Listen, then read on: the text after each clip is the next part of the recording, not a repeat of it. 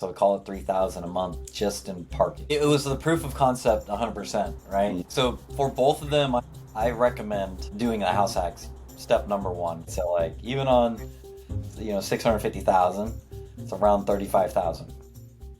Hey, welcome back to another episode of the Get Wealth Podcast. If you're a W-2 employee and you're looking to gain financial freedom, this is going to be a great episode for you. I spoke with Justin Cambra, and he walked step by step through how he went from working at Amazon to owning 147 rental properties and complete financial freedom. He makes more money than he did then. He made 250 some thousand dollars a year when he was working his W-2 job. He left that job to go make more and have complete control over his schedule. We talk about exactly how he was able to do this, the options you have, whether you want to buy a house hack, whether you buy your first rental property. We talk about different strategies that you can use once you gain knowledge and skill, how to buy properties off market by going on Facebook Marketplace and Craigslist, reaching out to sellers directly and using what's called creative finance to buy these properties with little to no money. He talks about how he bought a $600,000 property with 6% down just by negotiating with the seller on terms. So they wanted too high of a price. He couldn't give them cash. So he said, what if I pay you more over time? He talked about exactly how he negotiated that deal and how he was able to find more deals like that. All that and more. Just stay tuned. Thanks for watching.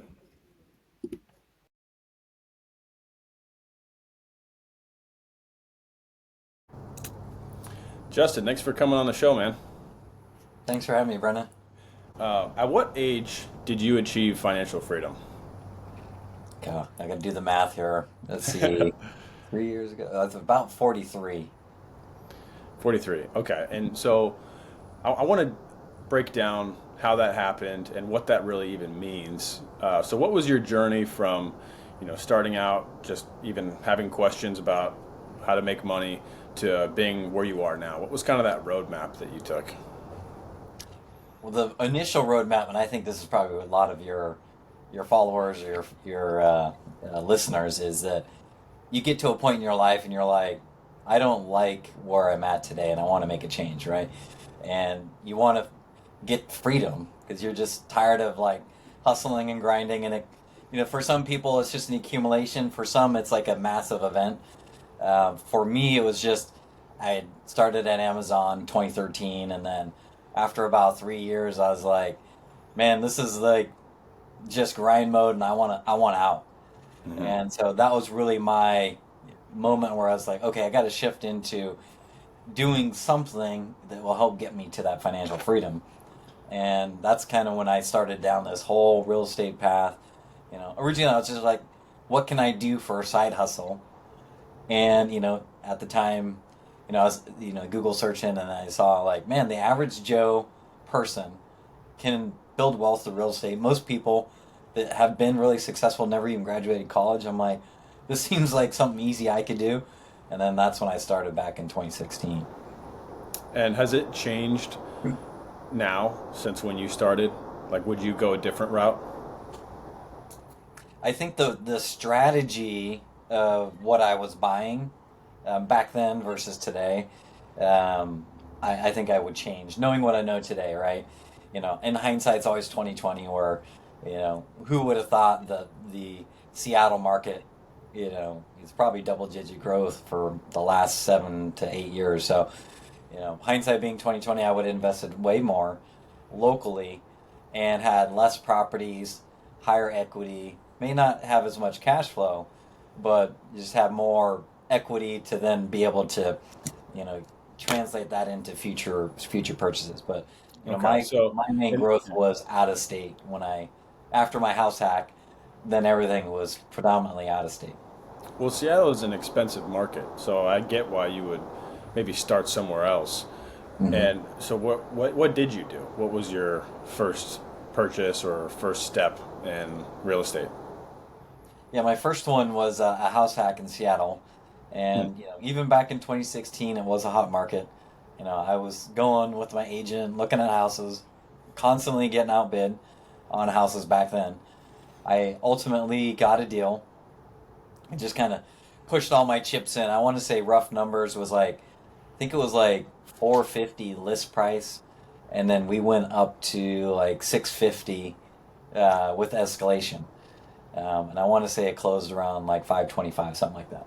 So we had to like go all in when we found the property. And for me, the big thing was is that it was a duplex to house hack, but had a large lot in South Seattle. So it had, what I was calling the and one, meaning I had the house hack, live in the small unit, rent the bigger unit out, and I could develop or do something with the parking lot in the future. Did you do that in the future? Did you add something there? I finally did. I didn't add anything actually. I ended up just converting, it's kind of a unique property where way back when the owner of the property built a 12 unit apartment complex next door. And, behind the house that I bought was really all the parking for the 12 unit. So it was already all paved out. So after a couple years, I ended up, somebody was telling me about renting their parking at their house out. And I was like, oh my God, I have tons of parking. Meanwhile, that asphalt had just been overgrown with years and years of sticker bushes, trees, and shrubs, and all that. So, I ended up in 2023, I think, was the first income that I received from my parking, and I'm probably in the tune, in the last 3 years, in the 70-ish $1,000 I've made just in parking. And Wow, so that's it's great. been, I'm averaging, depends on the month, 2,500 to 3,500 a month. So I call it 3,000 a month just in parking. Jeez, man, that deal worked out. So, what were the numbers on that deal? Like, did you do FHA loan, and were you cash flowing or just covering your expenses in the beginning, or what did all the numbers look like? So back in 2016, I ended up living in the top unit, which is the one bedroom, and I was going from an apartment.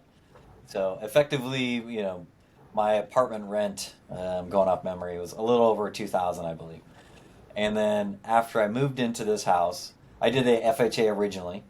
So my total cost in was around 20-ish thousand, 2025 maybe.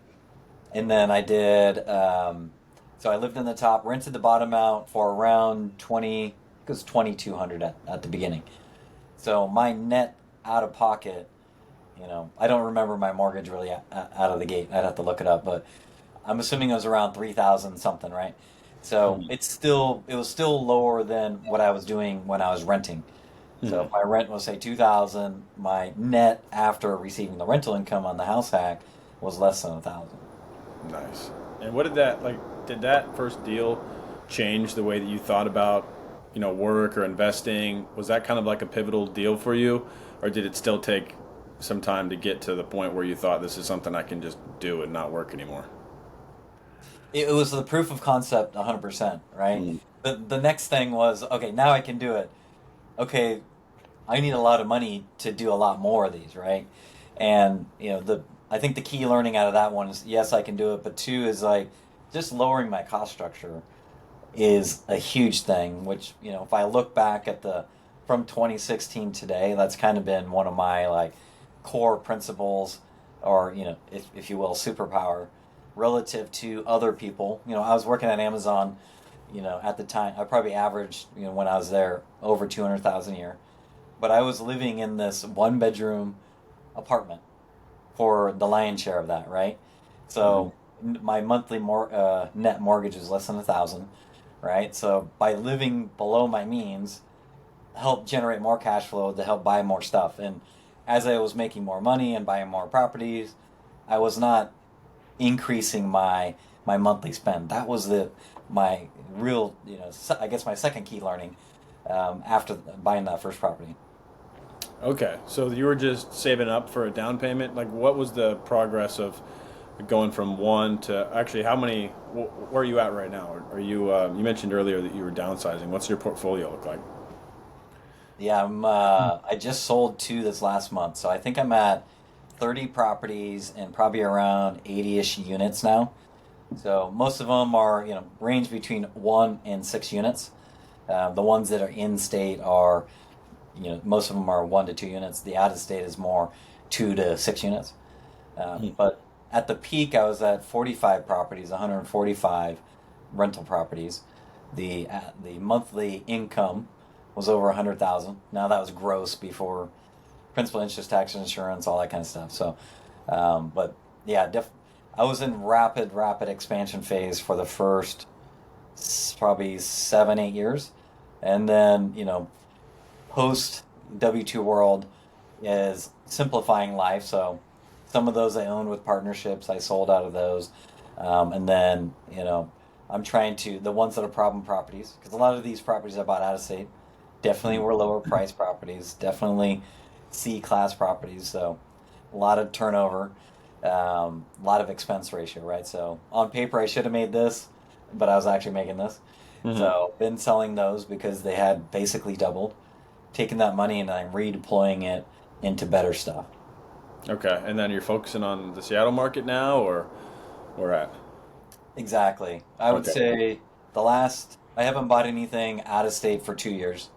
Everything I've bought in the last 2 years has been in state. Obviously, a lot less quantity, a lot higher dollar amount. So, like I just did, I'm in the process now of doing a lease with the option to purchase in Everett, which is about an hour north of Seattle. Hmm. That one will be at 650K. It's a non-conforming duplex, so single family with the top and bottom unit. So these are the types of things I'm looking at where, a decent entry point where it's going to appreciate over time, has upside potential. Cash flow not as important right now, but trying to get, assets in the path of progress that will increase in value in the next, call it 3 to 5 years. Okay, and you see that happening next 3 to 5 years? It's gonna keep going up. Yeah, You hundred think? percent, man. It's been the big thing, and I'm not sure where you're living at, but I'm in we're, DFW, Dallas area. oh, okay. Well, you're kind of the opposite of me. You're not landlocked by anything. Literally, everyone just keeps expanding farther and farther away. Yeah. With here, we have mountains and water, right? So you can only go north or south, and if you go too far north or south, then you're outside of the metro where all the jobs are. So the top, pretty much the north is Everett, the Yeah. south is Tacoma, which roughly is an hour north and south of Seattle. Seattle Hmm. being right in the middle. So anywhere in that Everett to Seattle to Tacoma, the long run, to me, that's a no-brainer. There's just not enough inventory here. So what a lot of people are doing is, expanding, adding multiple units to existing lots, or, you know, this is what I imagine they did on the East Coast and like San Francisco and LA. You start ripping down single families and having to put multifamily units up in the same spot just because there is no large acreage left, so like Yeah. everything is pretty much spoken for, so you gotta increase the density on the existing lots that you got versus DFW. You just go another mile out Yeah. and there's thousands of acres you can build on. And it just keeps growing like that. Mhm. Yeah, it's so expensive there. Like I remember looking at a 3 bed, or no, it was like a 2 bed, 1 bath. It was like $520,000 in Arlington. I mean, that's just crazy. I mean, it just seems unreasonable for most people to think about that as a starter home. But I mean, I Yeah, guess I you mean, gotta most have big. starter homes are not an actual home. In Right. Seattle, a starter home realistically is a condo. So you got to get in the property ladder.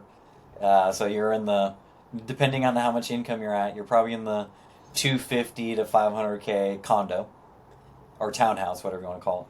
And then live into that for a couple years, sell that off, take that money, then get into a starter home. Because really, when you're starting to look at an actual standalone home, you're probably 6 to 800, lowest in Yeah. Seattle, right? And these would be kind of the new stuff that's being built out here called detached accessory dwelling units. Hmm. So imagine an existing house and then adding a new house in the back. Typically they're around 1,000 square feet. Those are going to run 6 to 800,000 in and around Seattle area. Yeah, that's crazy. So with the out of state investing, I just did you have to take a course on that? Did you have a mentor? To me, it seems like you're adding a lot more risk or variables. And how did you go about understanding and feeling like you were ready to do that? So part of the beauty, working at Amazon, I did a career switch post my MBA, and I went into finance. Hmm. So to me, everything was like an Excel spreadsheet. So, because I was doing tons and tons of Excel spreadsheets for Amazon every day, for me, it was just a matter of analyzing deals and then putting the money out there. And for me, similar to Amazon, their whole thing was about bias for action. So for me, I just did a bunch of deals. And the more deals I did, the more comfortable I got and just kind of stacked on my experience as I was going. Hindsight being 2020, I probably wouldn't have bought everything knowing what I know now. A lot of these C-class problems tend to be headaches in the long run. So, but I wouldn't change it because that whole process of learning is what got me to where I am today. Hmm. And, if somebody's out there looking at, hey, I have a finite amount of money and I can only buy in the Midwest where it's, say, 20-ish, maybe $30,000 down, start there, build your way up. You can expand and, pivot as you go. The key is you just got to get in and start doing deals. Okay, so let's actually just kind of go through a thought experiment here. So let's say there's two avatars. You got one person who's, kind of getting by. Maybe they can save a little bit extra each month, but doesn't have a whole lot of extra to invest. And then you got, person B, who's maybe similar to your scenario, where they have a high income job and they've saved up maybe 50 to 100 grand and they want to get started.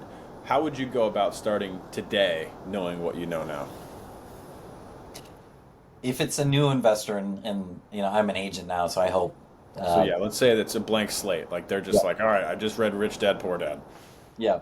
So for both of them, I recommend doing the house hacks. Step number one. If they're not in a primary residence, usually the only people that don't do that are they're already married, they already have kids, they don't want to, Hmm.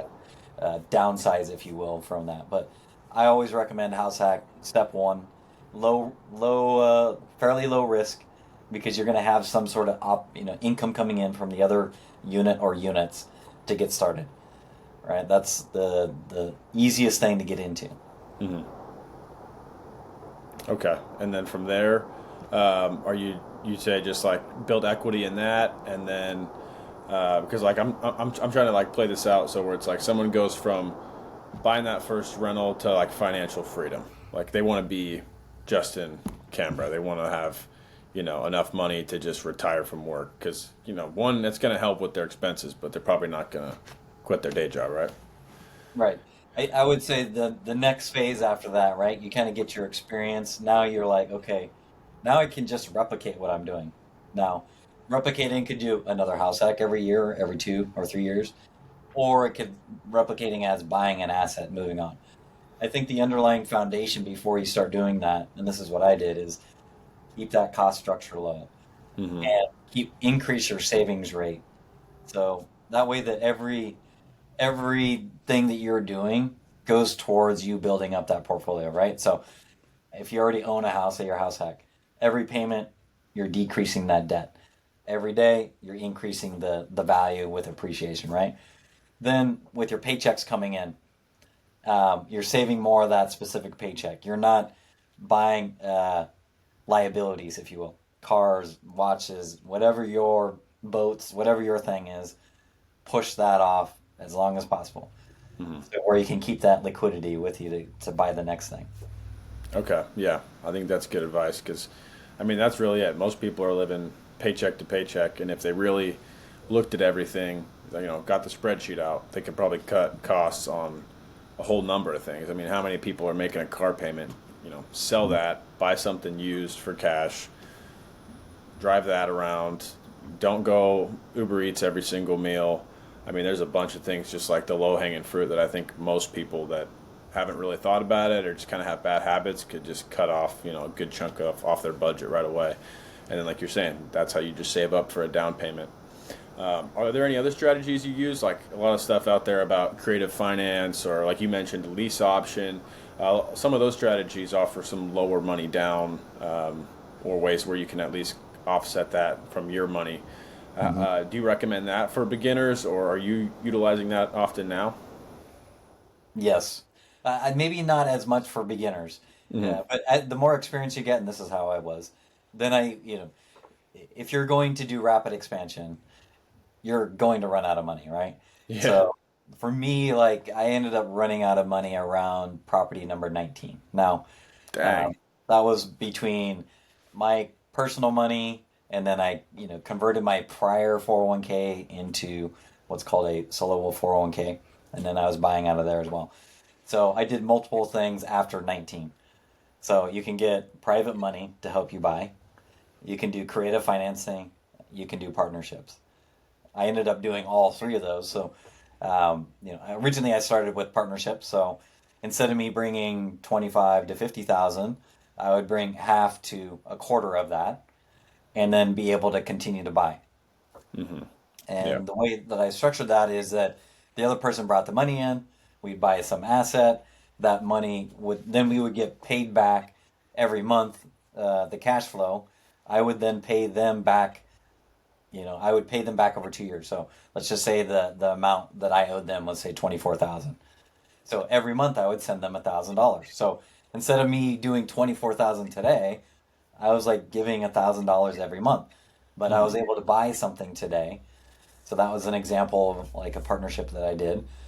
But then I ended up getting into creative finance from YouTube University, watching people buy creative on there, and then a lot of the stuff that I did creative was off of Craigslist. So Mm. Craigslist, Facebook, Marketplace. I probably have over 10 properties that I bought creatively through those platforms.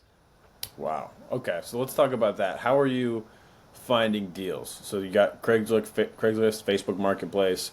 Some of Mhm. those are, there's deals there. Are you doing marketing? Are you just cold calling, word of mouth, realtor? What are the other avenues you got taken? So I would literally every night when I go to bed, I would just be sitting there. I'd go to hit the bookmark. It'd be Craigslist, Seattle, for sale by owner, real estate. And then I would just go the new stuff that came up. I'd click on the link and say, "Hey, did you already sell this? If you didn't, I'm interested. Email or call me. Send. Just send, send, send, send, send. Right? It's just a volume game. That was all I did. If it wasn't sold, and if it was an actual deal, so there's a lot of scam out there. But if it was an actual deal, they'd email you back. So then I'd call them, talk to them on the phone, set the appointment, and then write up the contract and then close. Dang. So that was like what, the first 19 of them, or up to what point were you, was all of them? No, the first 19 I think were all On Craigslist. traditional. Yeah, Okay. I'd have to go back to look at it, but I did when I started doing the Craigslist ones. Then those were definitely creative finance deals. Some of them were out of state as well. So because I was buying in Milwaukee, and then I looked in Milwaukee, right? And then one thing to leverage on is if you buy something from somebody seller financed, Hmm. a lot of times they tend to be older. They tend to be investors. They tend to have multiple properties. So I would buy from the same seller more properties as they wanted to sell. So the key is building those relationships, and then once you have the relationship, like I have one lady that I bought three. She's got another one. It's her last one. She's going to sell that to me sometime in 26, sometime in 27. So Wow. no pressure. It's her last one, and she at that point she'll be retired, and Wow. then I'll take it over. So how are you setting these up? Are you like negotiating with them on price and then saying you'll give them terms if they'll give you if you give them price if they give you terms you'll give them price, and then how are you thinking about the interest rate? Like kind of Mhm. break that down. What's your pitch, if you will? A lot of it is just getting them on the phone, talking to them, get their background, and usually pretty quick they can understand that okay, this talking about me.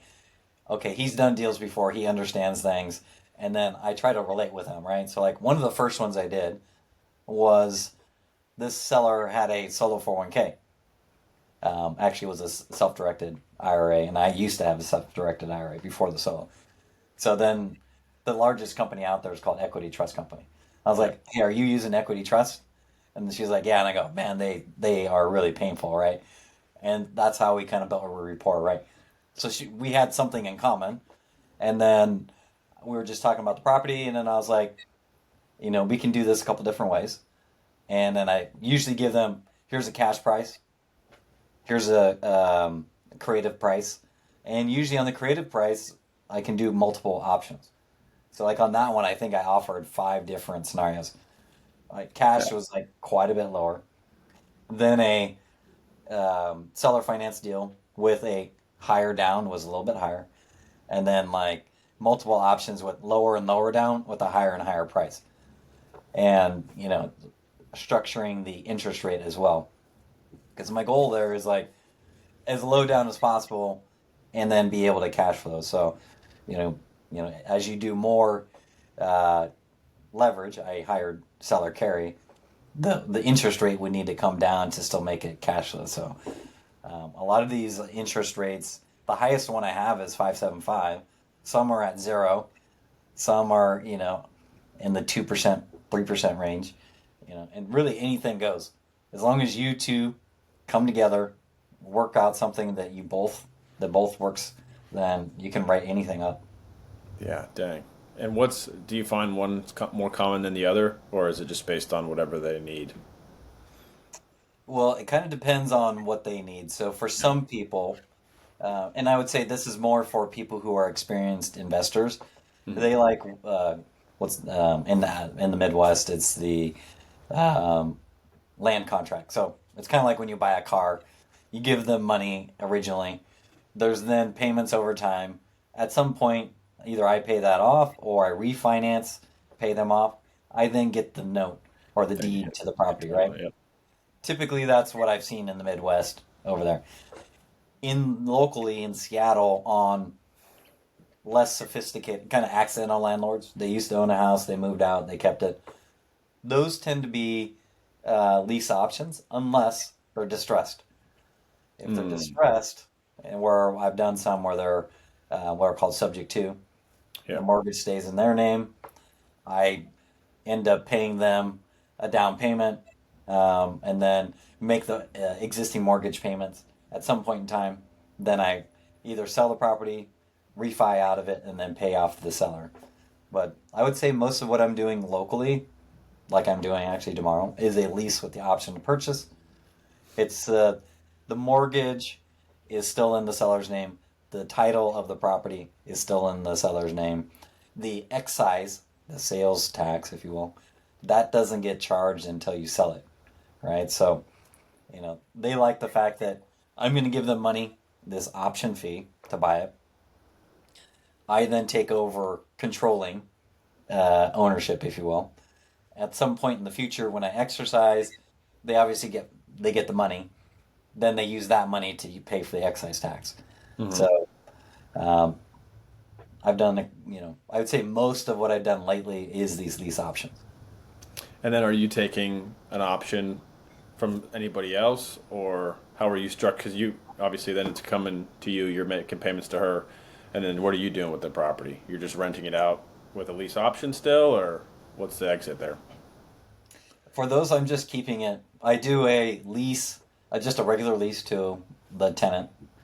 Okay.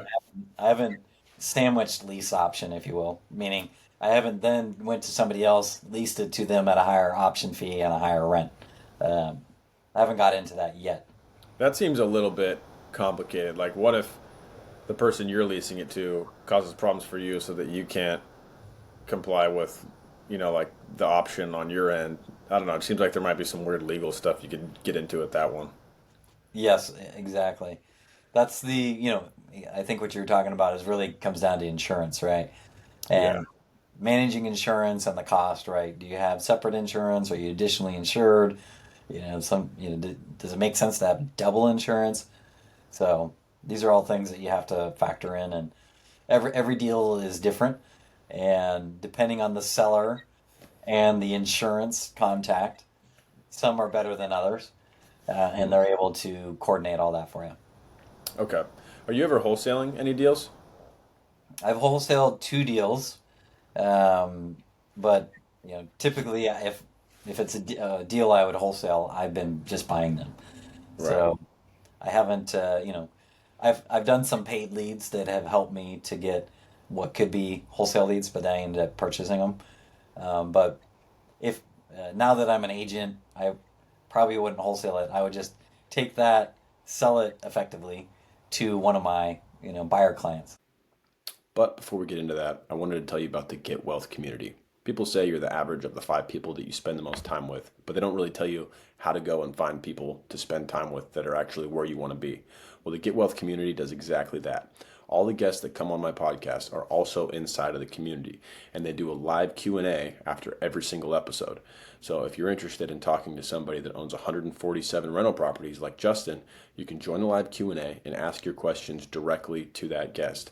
You can also network with them. You can join the Millionaire Coffee Hours. You have access to the resource vault with things like rental property calculators, ETF analyzers, personal finance information, a whole list of things that's growing as the podcast continues to grow. You can network with like minded people inside that are also in the community. Right now, we have 55 people, and it's completely free until the first 100 members. There's people with ultra high net worths. There's people that are trying to learn. It's definitely the place that you want to be this year. So if that's something you're interested in, the link is in the description.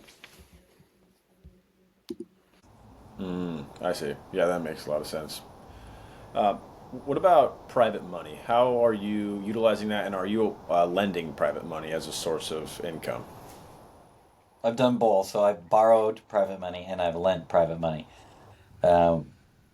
The times that I've lent it, so as of now, all the money I've lent, I've gotten all of it back, and I'm surprised how easy it is. And I'm like, man, I need to do more of this, right? But I'm not really like actively uh, searching it, right? It's just kind of like a friend is doing a flip and he's short money to get to the finish line, so then I lent him some money, right?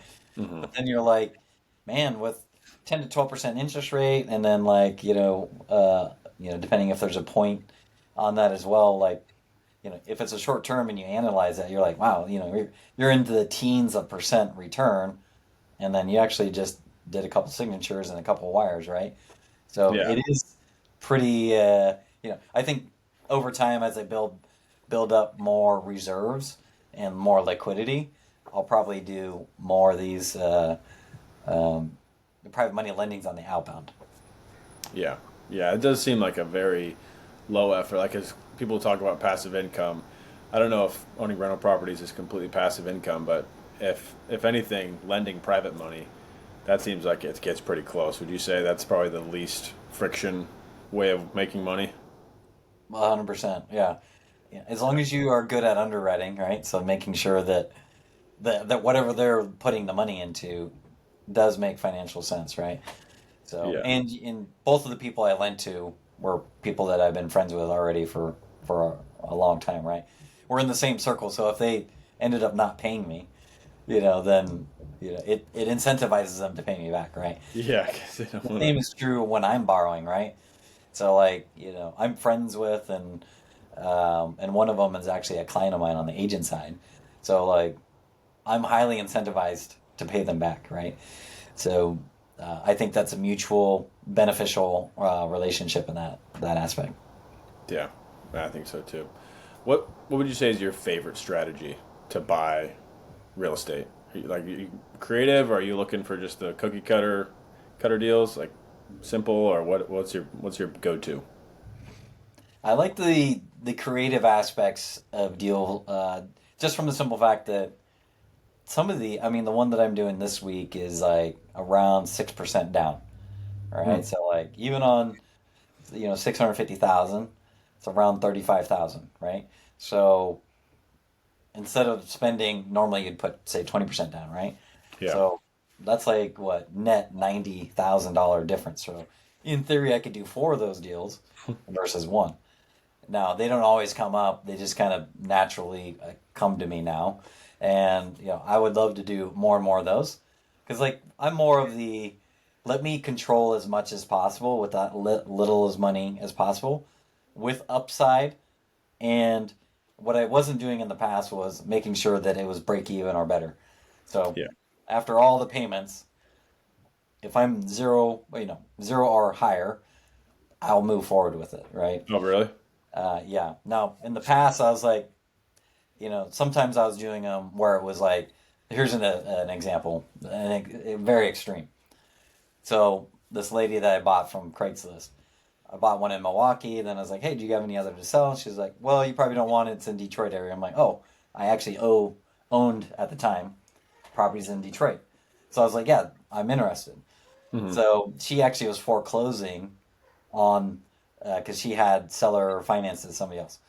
So I ended up buying it from her, $25,000 for the single family, and it rented for I want to say 800 ish or something at the time.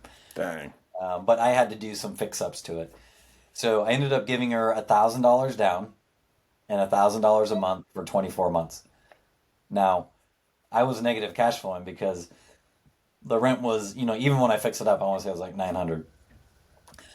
That was in my retirement account. There was cash in there. I wasn't really worried about it, and I was like, let's just do some deals, right? The interest on that was also 0%. So I'm getting, basically free money, if you will, or Yeah. free borrowing cost.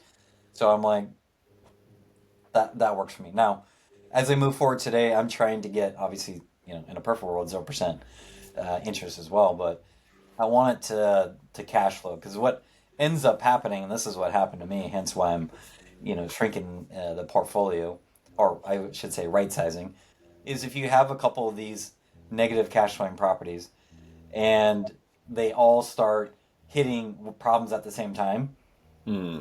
it becomes a cash crunch, which I've had, in the last couple of years, right? So it's like, so let's just say it's 500 negative, but then the tenant moves out. Now you're really negative. If a couple of these start happening at the same time and you don't have liquidity, that can cause problems, right? Yeah. So that's what I'm trying to do is like get rid of these ones that are negative cash flowing or restructure the debt to where they're at least break even or better, or just sell them, take that money 1031 into something better. Now, when you say break even, are you including all the expenses like capital expenditure and vacancy and insurance and everything, or is that just like the mortgage payment or the principal and interest payment that you're breaking even on? All in. All So in. So like, okay, FX, property management, all that, right? Because like all the ones that I'm buying, except for this is the one I'm getting this week. The tenant's already in there. Like, I just need to collect the money. Now, if they move out, okay, maybe I shift it to property management to help find the tenants. But um, I want to bake that in so that I should be getting paid if I'm self managing. So that's another learning, right? Because most people you'll hear is like, oh yeah, I'm cash flowing, and they're like, it's $200 above the mortgage. I'm like, well, are you escrowing taxes and insurance in that? And then what are all the other expenses, right? Especially in the Midwest, there's like these properties are cheap because they're older, and because typically you'd see like 5 to 10% for expense ratio, right? In these older buildings, you're going to have 10 to 25% in terms of actual expense ratio. So it's something that you got to monitor to make sure you're truly cash flow going through every line item. And as I'm working with people, he's going through all those items to make sure that they're counting for and other ones are utilities, right? yeah, Like, and those can add up pretty quickly if you have a multi-unit property. So you want to make sure that you know what you're paying for versus what the tenants are paying for, and controlling your costs. yeah, totally. I just thought of this. I wanted to bring it up and tell me what you think about this. I've heard of this strategy as far as creative finance goes, and I've never heard of it before, and I can't figure out if there's something wrong with it. But on the surface, it seems like it makes sense, but it almost feels like it's illegal. So tell me if you've ever heard of this. So Huh? it's kind of like an infinite money glitch, if you will. So already off the bat, it sounds crazy, but what I forget the person's name. It was almost I think it was like a YouTube video or it was a reel, and then I watched the YouTube video. So what this person was doing is they owned a property on seller finance. Let's say it was worth like $500,000. And then they went to the person that they're seller financing it from, and they said, "Hey, what about this? I own this other property that's worth $1 million or $600,000. What if instead of you having first position on this property, I just give you a lien on this bigger property? So if I stop paying you, you can take that one. Hmm. And so that what that would do is it would show that there's no debt on that house. It would be basically a house that he on paper owns free and clear. And then he would go borrow against that house and go buy another property. Right. What This you're talking about is called cross collateralization. I've never heard of that before, and is that? I mean, why don't people do that more often? You have to be sophisticated to be able to explain it at a simple level to a seller. Okay. On those, I would imagine, similar to seller financing, Yeah. the seller is already an investor. Yeah. They already kind of understand and know the game. So it's Because kind of that might be a uncommon. You hard might find one that for exact. the layman person to do. Now, can it be done? Yes. Have I done it? Yes. Really? Uh, Oh, that's awesome. a slightly different variation. So, for example, I had a property in Milwaukee. Hmm. A friend lent me money against that property. And then I took that money and went and bought another larger property. Seller financed. When I did the Oh, seller financing, I ended up doing a seller carryback, and then I took that money and paid him back. So it's similar but yeah. different. And really the sky's the limit on what you can do. The key is that whatever you're moving around, the debt, as long as you're protecting that seller, meaning if there's 500,000 here and you put the 500,000 over there, and and then whatever that property is generates enough money to pay back whatever the payments are, you should be fine. You could get in trouble where you keep moving the debt around and you take more debt out, and then these payments on the debt become greater than the income of the properties. That is when people get in trouble. Yeah. That makes, and you have to start out with something that's like you're saying. You have to have something that's worth more than you can't just be like, you know, you can't just do this if you don't have anything that's worth value.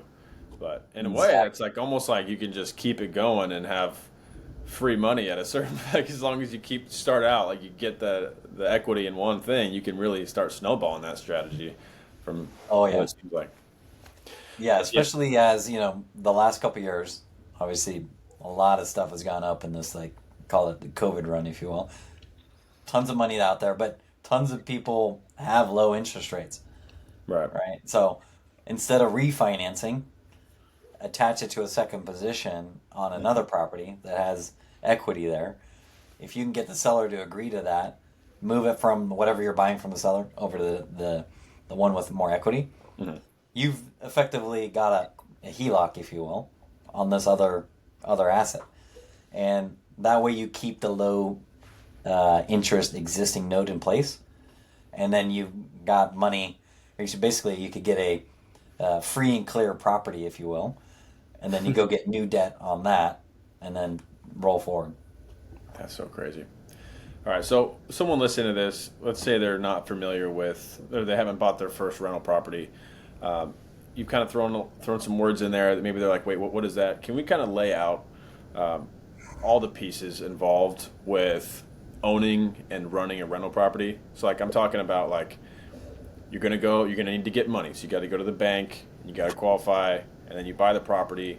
And now what? Okay, so you got to have tenants in there. How do you get the tenants? Do you own it in an LLC? Where do the payments go to? What's a property management company? How are you managing your expenses and making sure that you're accounting for everything? Like, what's kind of like your blueprint? Copy and paste, do this that you can kind of lay out for somebody. It doesn't have to be so detailed, but like all the main points that at least somebody can go and look up. Like, okay, this is what this is. Right.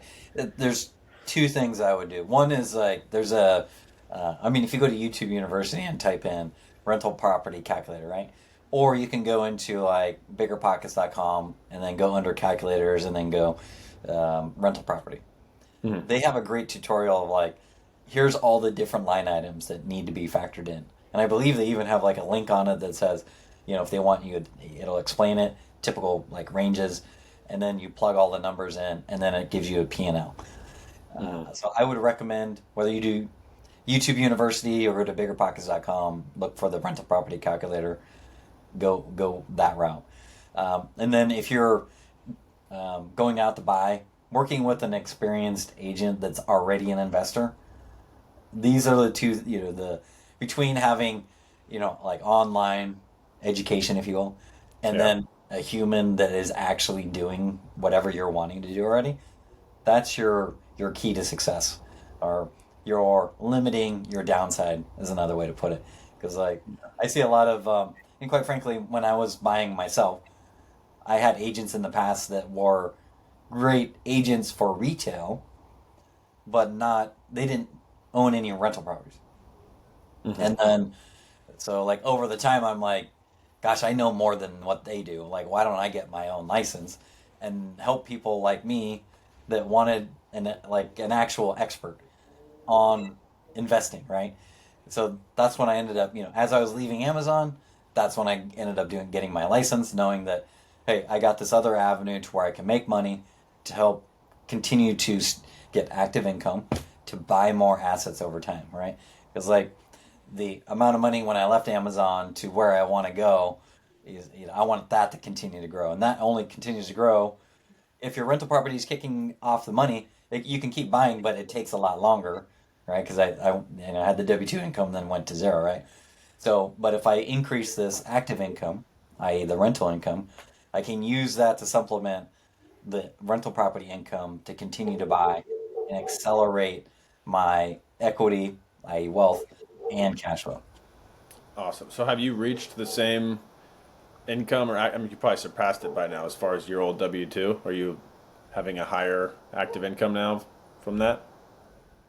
Yeah, I've been very fortunate on the agent side where Oh, right. last year, my third year as an agent was more than I made at my highest year ever at Amazon. So Dang. I think Amazon I made like 252, I think was the highest. And that was, when a good chunk of it was stock related, so the stock went way up. And then for agent, last year was close to 300,000. Now, that's gross money, and then there's expenses out of that. So, roughly after you net that out, it's more than what I was making at Amazon. So, I really like doing it. I've shifted from a solo agent to a team, so I'm trying to really expand that to where it's like, hey, if I build these teams out, basically replicate people like me, they're investors, they're agents, they can help you buy whatever you want.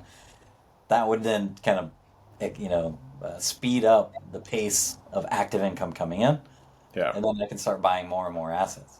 Yeah. Dang, man. That's respect. For people listening, like, it kind of sounds like, oh, you just did something else that makes more money. Like, I'm sure it was already hard enough to get in a spot where you're in a corporate job making that much money. The amount of effort it takes to replace that with essentially a career that the barrier to entry is zero. Like, you're competing against everybody. That's a very big feat. I mean, that's no joke, especially in the Seattle market to find deals. Like, people aren't just walking around throwing money at you. That's a hard thing to do. Not to mention like buying all this real estate.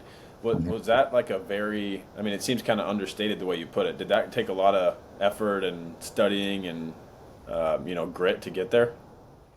Yeah, massive amount of effort. You know, yes, like there's literally thousands of agents in Seattle, right? Yeah. Now, the other thing, the backdrop is up until 2022, the market was on fire, right? Basically, Mhm. all agents were making money, no matter how good you are, right? Okay. Yeah. And then as rates started going up, the total number of transactions, basically fell like almost 30%, right? Hmm. So you still have all these agents, but then there's less transactions. And Yeah. so my Even harder. business going like this, most agents are going down and they're, leaving the business. And a lot of that comes from is the cream rises to the top.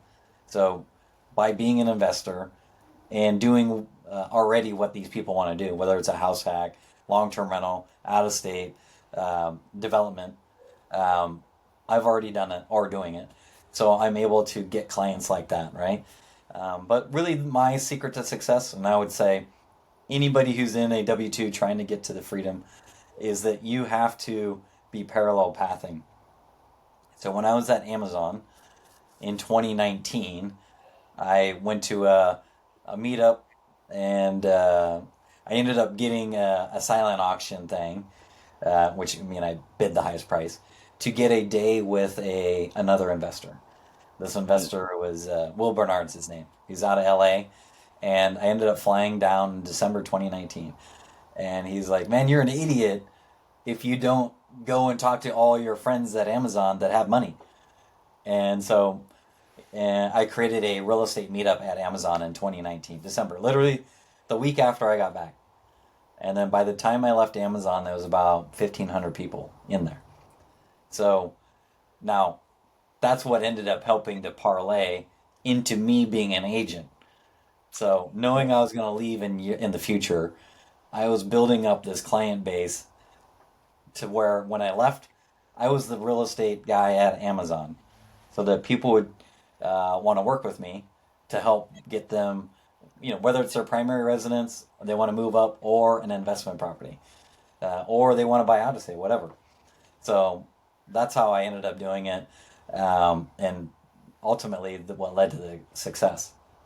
Dang, that's so crazy. I mean, makes total sense. That's kind of good foresight. You got to be able to think ahead a few steps, and you can't just from one day to the next leave. You got to kind of have some.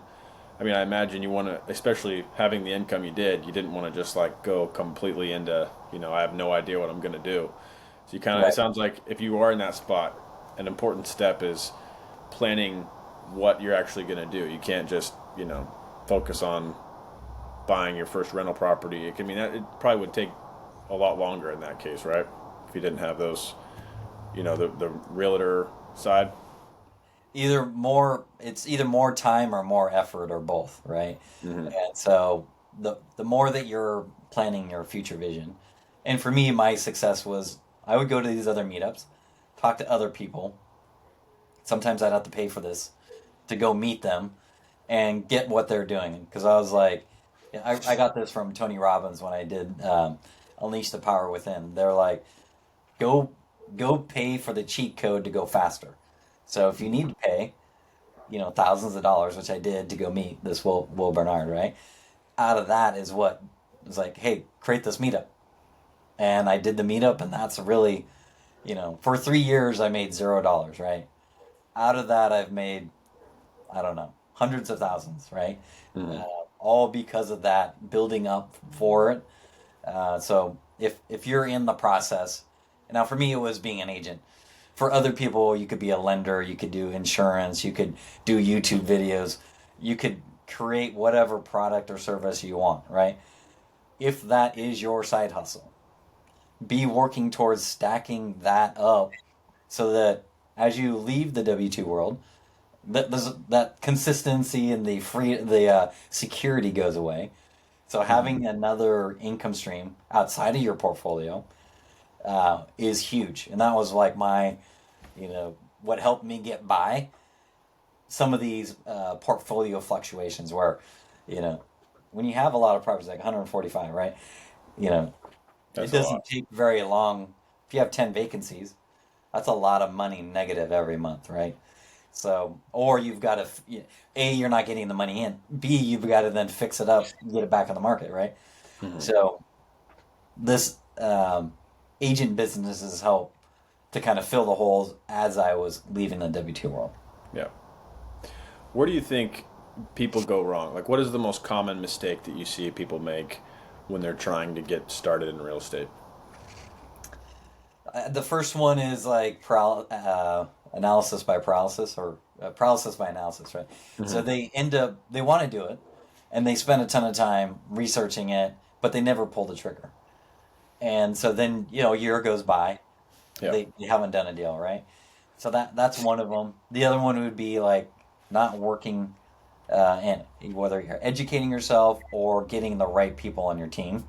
Hmm. So, a lender, an agent, a property manager, insurance provider, contractor, those are like your core people that you need. Finding out those core people, typically an agent has all those people for you because if they don't help you buy a property, they don't make money or sell, right? Yeah. So find a good agent that's already an investor. Those two things I would say are the key to success. Researching, taking action, and then getting an agent that is already an investor, meaning they do what you already want to do, that's Yeah. going to help you. At what point do you know that you've reached financial freedom? Is there is it an arbitrary number? Is it covering your expenses? Is it replacing your income? How do you define that? So for me, it was in June.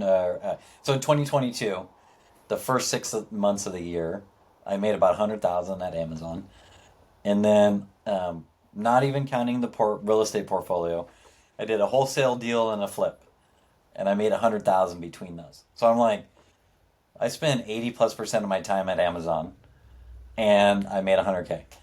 I spend the other time over here, and I made 100K. What if I did 100% over here? How much can I make? That was really it's time to go. Now, Mm, at Amazon at the same time, I'm like, I want to get out at the same time, right? So it's like, this to me was the pivotal point of me where I was like, the proof of concept of this other side hustle money is greater or equal to at the time than the steady Eddie, right? So then I was like, man, the sky's the limit on this, right? At the same time, I got my license right then, so I was like, between flipping, wholesaling, and being an agent, if I can generate similar active income to what I was already doing and I already have all this portfolio, to me, it's like the lowest risk point for me to leave. Now, so for me, it wasn't necessarily a monthly cash flow number. It was more that, hey, I'm making active similar to what I was at my regular job, but like one-fourth the time. So let's go all in on that and let's go. what was that first day like? Was it weird, like kind of like when you graduate high school and you're like, oh, I don't have to show up to class tomorrow? Like, Yeah, I mean I would say the first couple months, and I did a bunch of travel. I had like a bunch of trips already lined up. What you realize though is like most of my friend network was at Amazon. So mm, then when you're not at work every day, your friend yeah, network because you're not talking to them every day anymore. So your friend network changes. And then, and the people you hang out and your activities, right? So I did a bunch of travel, friends and family at the time. And then it's like, now what do I do? And so I was like, you kind of need that new, bigger, vision or whatever to pull you into your next thing. So for me, getting into the agent stuff, helping people there, that's kind of what got me out because I was like super excited and then kind of a little lull of like, okay, now what do I do? what's the point of life? Yeah, and then for me now it's like I'm engaged to get married next year, and it's like my Congrats. goal if I can build this real estate agent team up to where it can um, cover what she's making for a living. Okay, and then she has the option to step away from the job if she likes what she does, so she doesn't have to. Yeah, yeah, But I want to build that up to give the option, so that yeah. if we truly wanted to pull the ripcord for her, she could get out of it. You know, I you know, could I step out of it after that? Probably, but I like the action. So I like the whether I'm buying or selling, or I'm helping a client buy or sell. That to me is like action and it's fun. Hmm. Because like what I realized when I immediately left is that it's like, okay, you can only go so long when you're like having free time by yourself. You want to hang out with other people. You want something that keeps you excited and moving forward. Yeah, totally. It's like the saying of like, oh, you would just go to the beach and drink martinis all day, but then, by the end of that first 2 hours, you're sunburnt and dehydrated and have a headache, and then you got to figure out what to do next. It's like it's not all just the way that it's always been made out to be. It's like when you're inside of the matrix, it's like that sucks. You got to get out, but then there's still space you got to fill. So that's pretty cool. But in your case, you've been able to keep growing it. Like, where do you see it going in the next 20 years, or if you would retire? What do you want to have, $1 billion portfolio, or do you just want to kind of optimize and kind of live off that and keep doing deals? Well, like about if you asked me that like 6 months to a year ago, I would say yes, I want $1 billion, right? Hmm. Um, the more that I've learned, and I've gotten into some development projects that are new to me, and then have been, uh, been suffering on them because they've been super delayed, sucking a ton of cash out of me. Hmm. The goal was to like do these developments and get big chunks of money. It was big chunks of money, but not positive. So I'm less willing to take risk today than I was a year ago. Because like if I didn't buy these two projects, these development ones, the amount of stress, I'd have like no stress, right? But because of these, the amount of stress is super high, Mm. and I'm like, that stress level is not worth it. So could I get to $1 billion? Who knows, right? With the way inflation goes, and investing for another 40 years, it's possible. Obviously, I'm way far away from it, but could it happen? Yeah, but I don't think I'm going to take enough risk, knowing what I know today, to get to that point. I'd Right. rather take calculated risks, less of them, to where like the downside it wouldn't put me where I was. I'm still not out of it. One of them I'm finished, so I still have one to go. But knowing that stress over the last 2 years because of these, it's not worth it to try to rapid expand anymore. To me, it's like expanding and building the portfolio at a uh, manageable risk. Because like the peace of mind, I don't want to trade that ever again. When I get it back, which should be around April or May when I finish this other one, I never want to go back to work because like 2022 left Amazon, life is great. I'm building up this income. 2023, I buy these two properties, and then it set me back a lot. So like once I then finish these two, finish the second one, I never ever want to go back to that scenario. So like I want to increase the liquidity, and that's why I've been shrinking the portfolio. I'm like, let me simplify my life. Let's get out of the partnerships. Let's restructure debt. Get rid of the negative properties. Finish these bad ones. Pay off the private money and the hard money, and then get back to like a peaceful phase, and Yeah. then go restart from there. Yeah. Sounds like a great plan. All right, man. Coming up on an hour here, so I really appreciate talking to you, and I think you dropped a lot of good insights. To kind of close this before we head over to the Q&A inside of the community, what's like one overarching piece of advice that you would give somebody that was maybe where you were 5 or 10 years ago? Just like one words of wisdom that someone could use. I think the main thing is focusing. For me, it was like looking in history. Is the action over time is what got me to today. Like massive action, and this action overcomes all the problems. Right? I was just telling you about these two development ones. Be, because of that, I've had to take a lot of action. A lot of building other income streams to help to fix it. So, taking massive action is to me the key. If you want to leave the W-2 world, you've got to do that. Now that could be doing deals, that could be educating yourself, that could be saving money, that could be making partnerships, that could be learning from other whatever, building a network. All those things are little action steps that you can do every single day, all the way through the journey. Awesome. Alrighty, Justin Camber, everybody. Thanks for coming on the show. Thanks for having me.